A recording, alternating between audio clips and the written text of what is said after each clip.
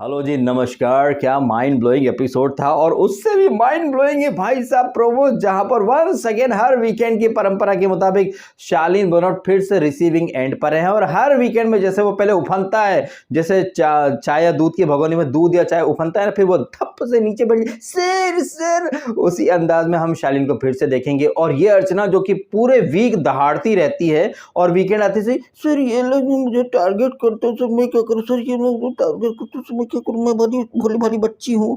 आ हा हा हा। एंड जिस तरीके से सलमान खान के तेवर दिखाई दे रहे हैं कल के प्रोमो में, वो तेवर तो काफी ज्यादा कड़क दिखाई दे रहे हैं। अब ये तेवर पूरे एपिसोड में बरकरार रहेंगे और एपिसोड में क्या होगा क्या नहीं, किस किस की लगेगी क्लास, ये हम देखेंगे कल के ही एपिसोड में। फिलहाल आज के एपिसोड की हम चर्चा करें तो आज का एपिसोड मुझे बहुत अच्छा लगा है। जिस तरीके से शिव ठाकरे ने पूरे एपिसोड में जबरदस्त तरीके से जलवा दिखाया है, इनफैक्ट साजिद की भी बोलती बंद कर दी कुछ देर के लिए। और एक बात या एक कहावत जो अक्सर मैं इस्तेमाल करता हूं, जो दूसरों के लिए गड्ढे खोदते हैं वो खुद उस गड्ढे में गिर पड़ते हैं। ये शालीन बनोट जो इधर उधर से चिकनी चुपड़ी बातें करके शिव के खिलाफ एक अलग ही नैरेटिव चलाने की कोशिश कर रहा था, बिग बॉस ने चुटकी बजा करके शालीन की धज्जियां उड़ा करके रख दी। और ये सदी की सबसे महान महिला जो कभी गलत चीज का साथ नहीं देती, प्रियंका कभी गलत नहीं होती, प्रियंका को गलत और सही की अच्छी खासी फर्क है, प्रियंका कभी गलत चीज का साथ नहीं देती।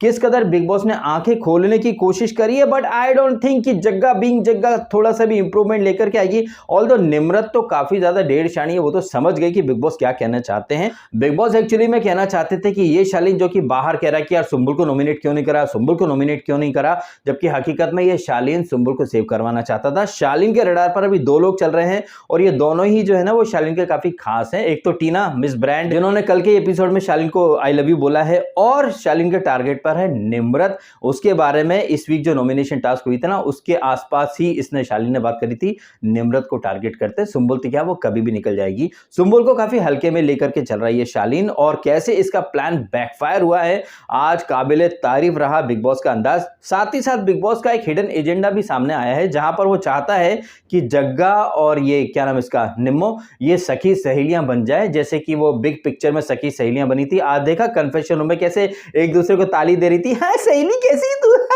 बहुत एक्टिंग हो गई ना, चल अब दोस्ती दोस्ती खेल लेते हैं। जिस तरह से बिग बॉस ने इन दोनों सो कॉल्ड राइवल्स को एक साथ एक सोफे पर बिठाया, क्या बिग बॉस इन दोनों को एक टीम में लाना चाहता है? वेल, इरादे तो कुछ ऐसे ही लग रहे हैं मुझे, क्योंकि जिस तरीके से शिव ठाकरे का कद बढ़ता जा रहा है, जिस तरीके से वो पूरे एपिसोड को खा रहा है, और जिस तरीके से उसका जो गेम प्लान है वो ताबड़तोड़ तरीके से सब पर भारी पड़ता चला जा रहा है। पता नहीं क्यों जिस तरह से चीजें जा रही है, मुझे ऐसा लग रहा है कि जग्गा मग्गा हग्गा निम्मो ये सब एक साथ हो जाएंगे और अकेला शिव उधर खड़ा रहेगा। ऑफ कोर्स उसके साथ में स्टैन, सुंबुल और साजिद और अब्दू भी रहेंगे, लेकिन ये जो झंडली है ना, इनका सबसे बड़ा टारगेट है शिव ठाकरे। और जितना ये उसको नीचे गिराने की कोशिश करते हैं, कुछ ना कुछ ऐसा हो जाता है कि उसका कद और ज्यादा उठ जाता है, जैसे कि आज के एपिसोड में हमें कुछ चीजें देखने को मिली। अच्छा, इन चीजों के बारे में हम बात करें उसके पहले आपने वीडियो को लाइक करना है और करना है चैनल को सब्सक्राइब भी। तो इस एपिसोड के बारे में हम विस्तार से चर्चा करें उसके पहले इस एपिसोड के 3 हाईलाइट मैं आपके सामने रखना चाहूंगा, और ये 3 हाईलाइट्स हैं पर्सनैलिटी के ट्रेड्स। सबसे पहले बात कर लेते हैं अर्चना की,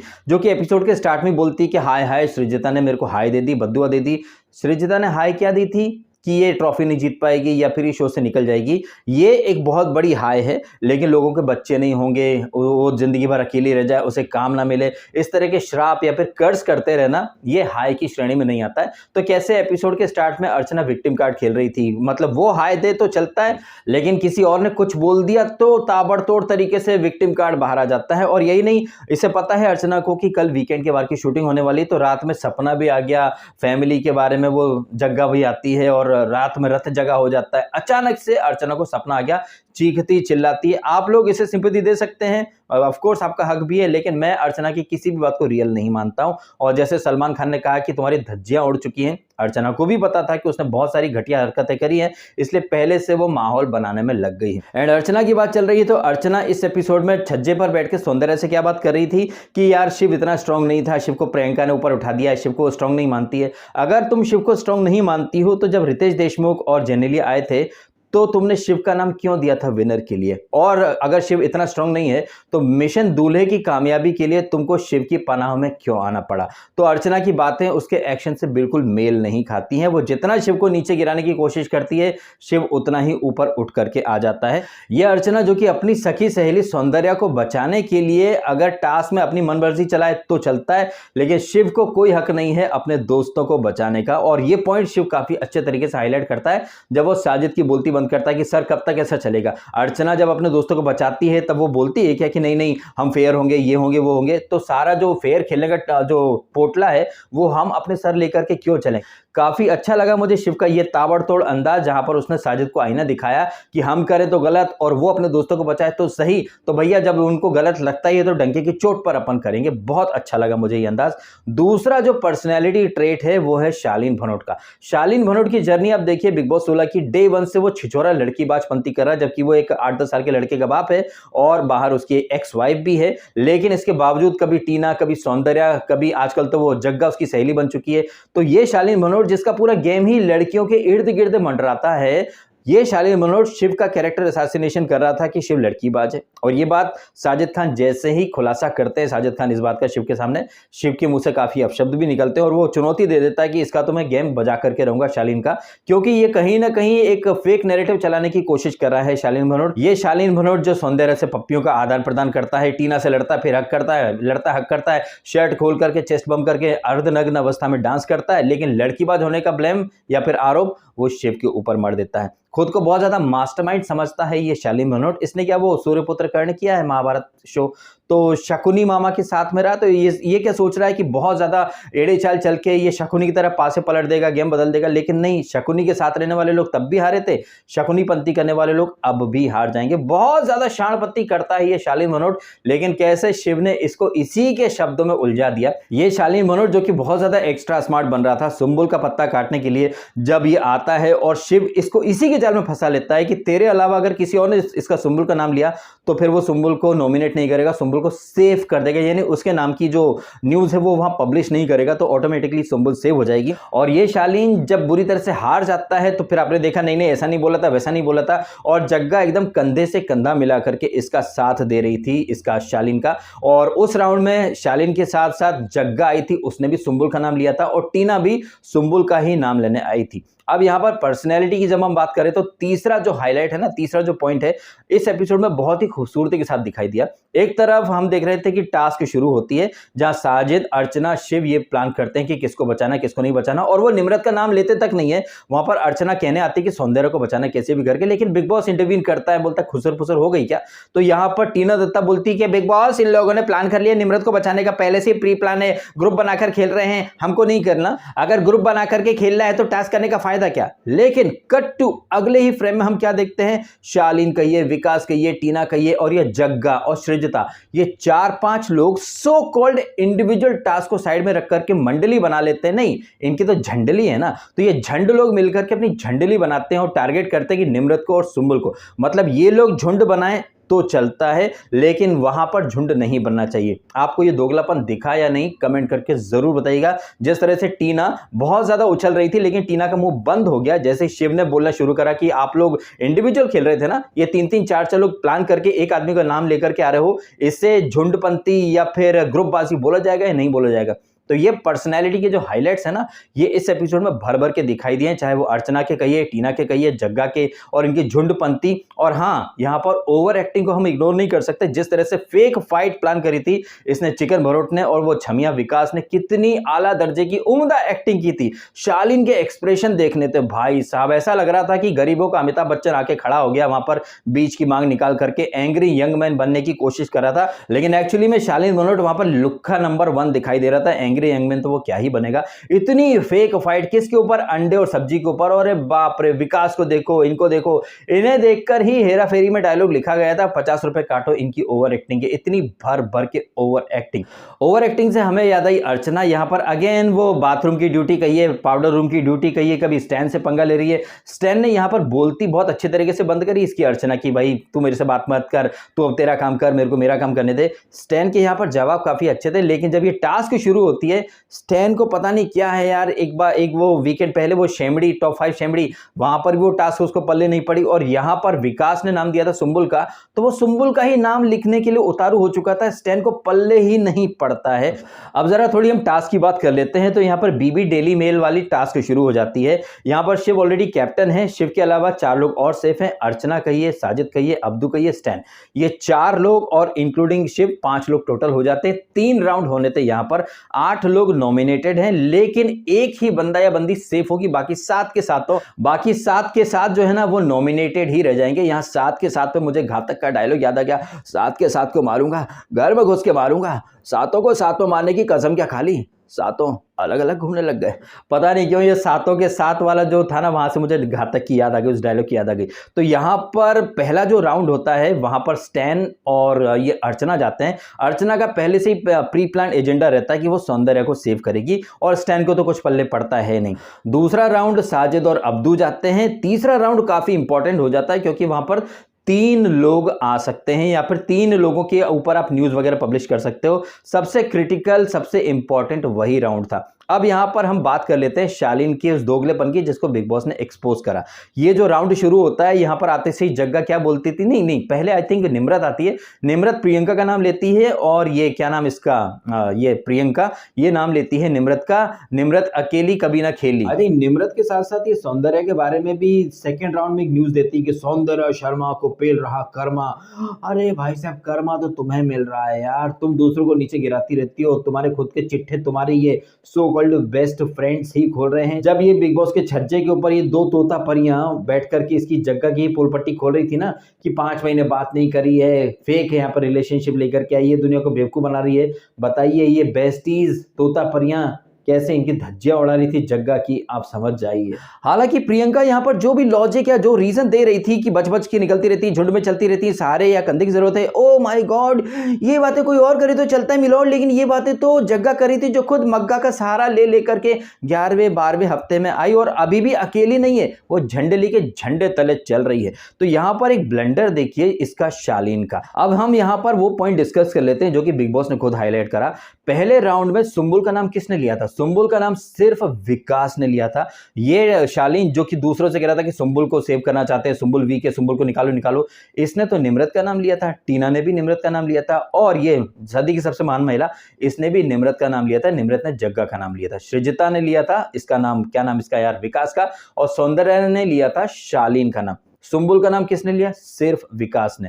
अब यहां पर आप देखिए दोगलापन, खुद ये लोग नाम लेना नहीं चाहते हैं सुंबुल का, फिर बाद में इल्जाम डाल देते हैं दूसरे लोगों पर कि वो सुंबुल को बचा बचा करके चलना चाहते हैं। अगर 3 नाम आ जाते वहां पर सुंबुल के लिए तो क्या सुंबुल बच पाती? लेकिन नहीं, इनका प्राइमरी एजेंडा था कि निम्रत को कैसे भी करके सेव नहीं होने देना है। ब्लंडर ये करते हैं, खुद इल्जाम मार देते हैं किसी और के ऊपर। और ये अर्चना जो कि बार बार कहती है कि शिव अपने दोस्तों को बचाना चाहता है, निम्रत को बचाना चाहता है, ये क्या कर रही थी? ये अर्चना ये अपने दोस्त को ही बचाना चाह रही थी ना, ये अपने दोस्तों को बचाए तो चलता है, वहीं अगर शिव अपने दोस्तों को बचाए तो वो गुनाह हो जाता है। प्रचंड लेवल का दोगलापन और भर भर के हिपोक्रेसी कंटेस्टेंट की दिखाई दे रही। हालांकि ये जो अर्चना का या फिर शालीन का जो दोगलापन है, ये ऑलरेडी मैं पर्सनैलिटी वाले जो पॉइंट्स थे वहां पर मैं डिस्कस कर चुका हूं।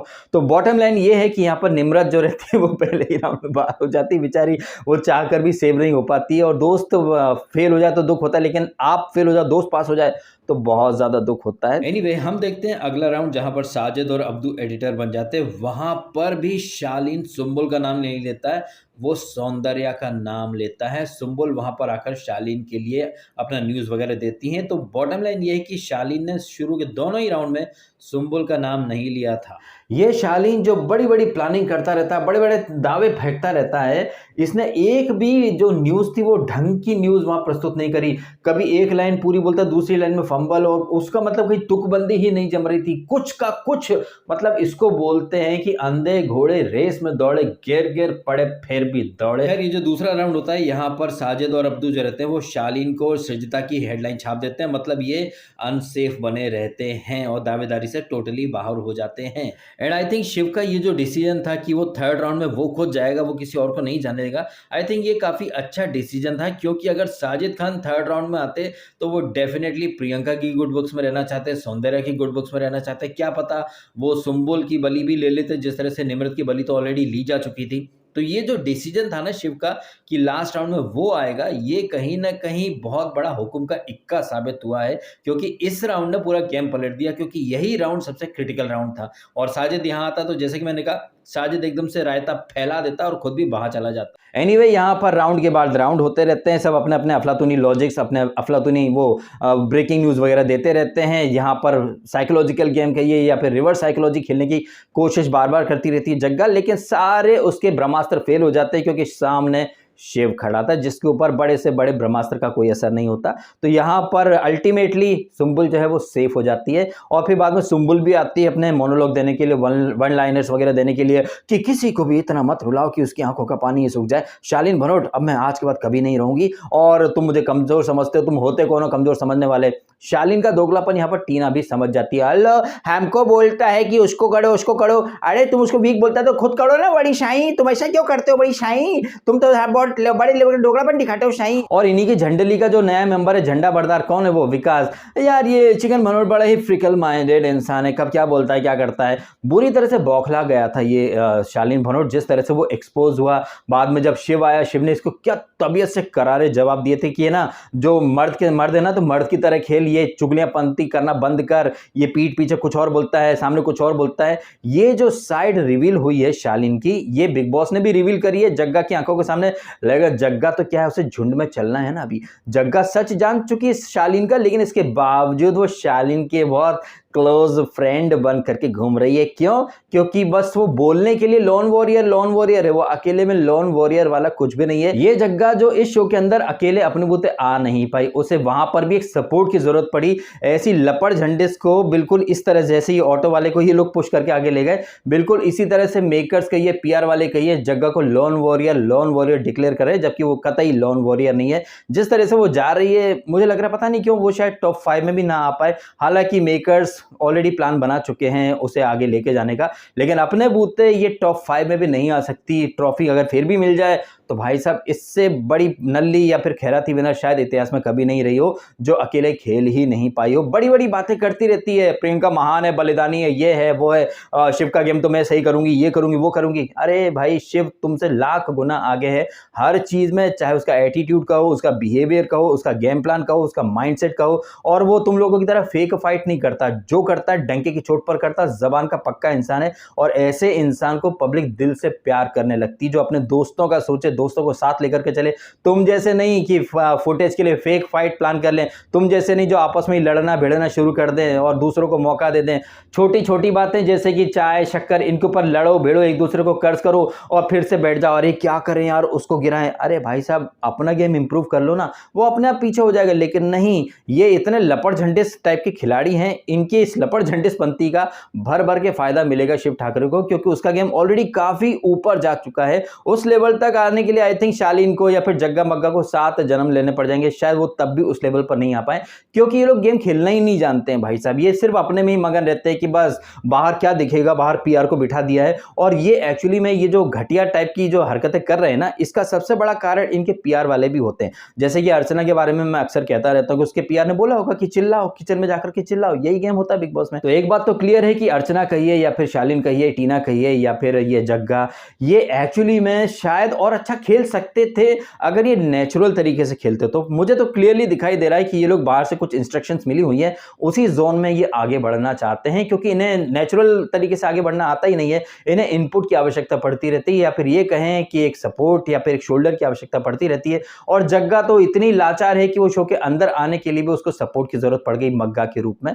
तो ये हैं सो कॉल्ड लोन वॉरियर्स, जो अपने बूते गेम में एक दिन आगे नहीं बढ़ सकते। जब से अंकित गया है तब से आप जग्गा को देखें, वो शालीन टीना इनके बीच में ही बैठी रहती है। और कल के एपिसोड में हमने देखा था इसके मुंह में दही जम चुका था, जैसे ये टीना बोलती है ना कि अर्चना तो क्या है, इसने शिव का गला पकड़ लिया था फिर वापस आ गई, इसके जग्गा को काटो तो खून नहीं। शब्द सूख गए थे मुंह से, क्योंकि ब्रिंग बैक अर्चना की पीपड़ी तो यही बजा रही थी ना, अर्चना को ब्लाइंडली जस्टिफाई भी ये कर रही थी। अब देखो उन्हीं लोगों के बीच में आकर के बैठ गई है जो उस समय अर्चना के खिलाफ थे, और ये जो उस समय अर्चना का सपोर्ट कर रही थी अब देखो अर्चना के खिलाफ खड़ी हो गई है। तो कितनी जल्दी इसने रंग बदल लिए हैं, रिश्तों के भी रूप बदलते हैं, नए नए सांचे में ढलते हैं। इसका बेस्ट एग्जांपल दे रही है ये जग्गा उर्फ सो कॉल्ड लॉन वॉरियर, जो कि लॉन वॉरियर के नाम पर एक नंबर का कलंक है, क्योंकि ये शो के अंदर भी अकेले नहीं आ पाई। लॉन वॉरियर तो घंटा बनेगी। बाकी जो कल घंटा बजेगा शालीन का और अर्चना का, वो हम कल के एपिसोड में देख लेंगे। अब आप बताइएगा आपके ओपिनियन। जिस तरह से आज के एपिसोड में शिव ठाकरे ने वापस से खुद को खिलाड़ी नंबर 1 के तौर पर स्टैब्लिश कर लिया है।